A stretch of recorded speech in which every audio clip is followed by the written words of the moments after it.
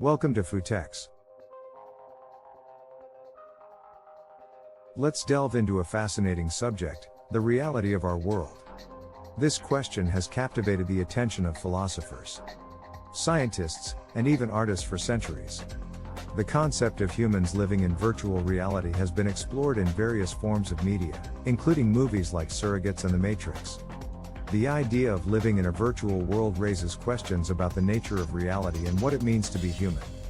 In the movie Surrogates, people live their lives through robotic avatars while their real bodies are plugged into a machine, which allows them to experience the world through their surrogate senses. Similarly, in The Matrix, humans are unknowingly living in a simulated reality while their bodies are used as a power source by machines. These stories highlight the potential dangers of relying too heavily on technology, and the importance of questioning the nature of our reality. As the philosopher Plato once wrote, "What is real is not the external form, but the essence of things. It is impossible for anyone to see the truth except the one who possesses it." This quote suggests that there may be a deeper reality beyond what we can perceive and that our perceptions may be limited by the medium through which we experience them. In China, Zhuangzi said, "Now I do not know whether I was then a man dreaming I was a butterfly, or whether I am now a butterfly, dreaming I am a man." Just like characters in a game living in a computer, humans living in a virtual world, although they have a sense of self and consciousness. Everything is artificial intelligence, and the simulation is the result of a program running. Therefore, people do not know that there is a real world where artificial intelligence exists beyond their own world. So, is our world real? But what if our entire reality is a virtual simulation? As Elon Musk has said, the odds that we're in base reality is 1 in billions.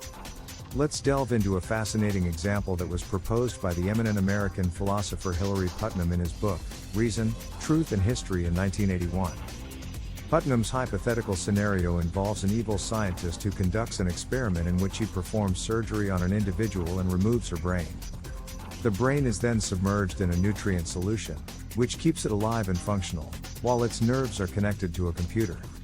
This computer is designed to transmit information based on pre-programmed algorithms that perfectly simulate all the signals that a human being would receive, such as smell, touch, and vision. This would create a virtual reality that is indistinguishable from the real world, leaving the brain and the tank subject completely unaware that their reality is a fabrication. This example forms the basis of the philosophical thought experiment known as the brain in a vat.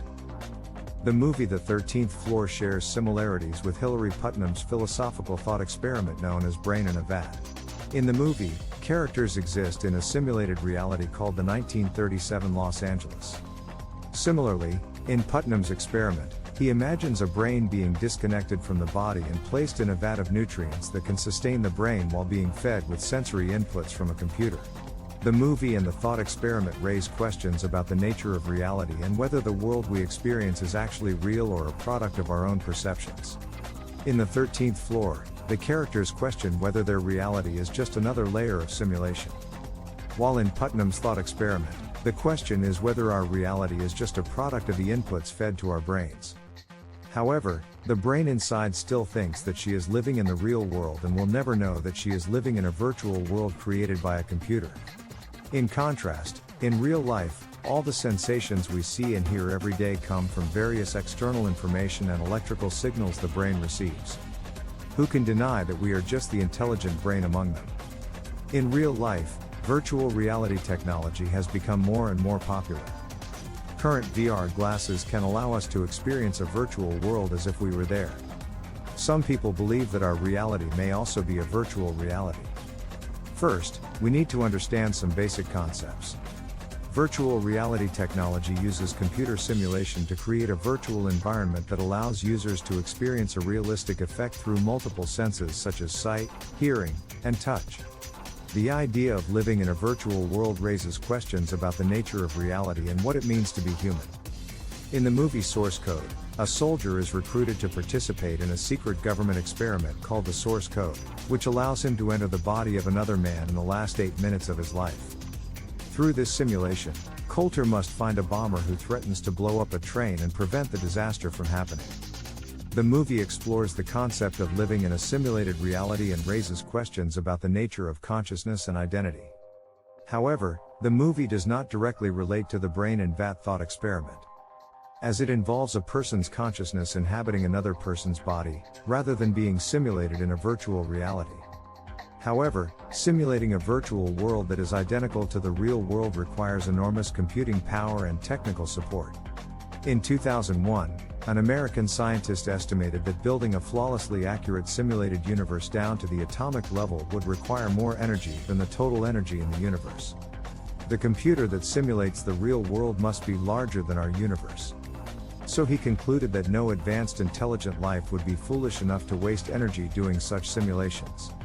However, if the simulation is limited to a certain degree and appropriately simplified in terms of simulation and parameters, the energy consumption will be much less. Such a simulation should be feasible. This is common in computer games. For example, before you enter a new game map, the monsters inside do not exist. When you enter the area to observe, the system begins to load various information and immediately generates various monsters, treasure chests, and dropped items.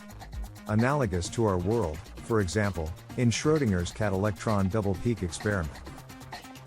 The experiment involves a hypothetical cat that is placed in a closed box with a vial of poison, a radioactive source, and a Geiger counter. The Geiger counter is connected to a mechanism that will release the poison if it detects a radioactive decay. According to quantum mechanics, the radioactive decay of the source is a probabilistic event, and until the box is opened and observed, the cat must be considered both alive and dead at the same time, in what is known as a superposition of states. Once observed, it becomes one result. The first principle of our virtual world is that objects that are not observed do not exist physically. The second problem is that the speed of light cannot be exceeded, but the information transmission speed of quantum entanglement can exceed the speed of light. It is much easier to understand from the perspective of a virtual system. The performance of virtual system servers is not infinite. To avoid system overload, programmers set a speed limit, which is the speed of light for any object that approaches the speed of light. Since the processing speed of the virtual system is almost at its limit, it can only slow down the processing speed, resulting in the phenomenon of time slowing down. As for the instantaneous transmission of information, it is not a problem in the virtual system. Just do a simple function and the calculation can be done. Therefore, the second principle of our virtual world is that everything is for the sake of performance. However, in all observable phenomena, the information transmission process that is not affected by the speed of light and cannot exceed the speed of light does not affect system rendering. So if our world is virtual, and it's a program, who designed it? We cannot know and may never know. Just like game characters in a computer game, they can never know that their world was designed by humans, and they can never imagine what our world looks like. Considering how computer programmers can create a vibrant virtual world with a few simple rules using intangible program code, one cannot help but indulge in such whimsical thoughts. Could the God who created everything be a great programmer? Could our so-called reality be just God's virtual creation? Scientists have long felt that no matter how advanced science becomes, it cannot solve some ultimate questions about the universe. However, once we assume that our world is virtual, these questions become readily solvable.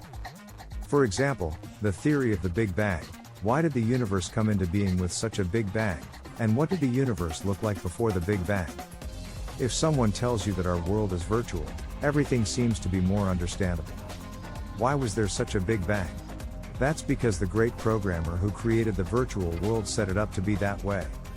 What did the universe look like before the Big Bang? That's like asking what the computer desktop looked like before playing the game. Only a great programmer can answer such questions. And why are all physical constants, including the speed of light, gravity, constants, fine structure, and other constants, set to their current values? We can also answer this question using the virtual world hypothesis, because when the great programmer was debugging the program, he found that only when these physical constants are set to their current values, can a universe with life be created. Therefore, those values were used in the simulation. In short, our world may really be a simulation. As William Shakespeare said, the world is a stage and we are merely players. Philosopher Jean Baudrillard touches on the idea of living in a simulated or virtual world. The simulacrum is never that which conceals the truth, it is the truth which conceals that there is none. The simulacrum is true. However, regardless of whether this statement is true or not, we should still enjoy life to the fullest. Life is short, and every day should be cherished and enriched. Whether in the real world or the virtual world, we should experience the beauty and happiness of life as much as possible. Alright, that's it for today.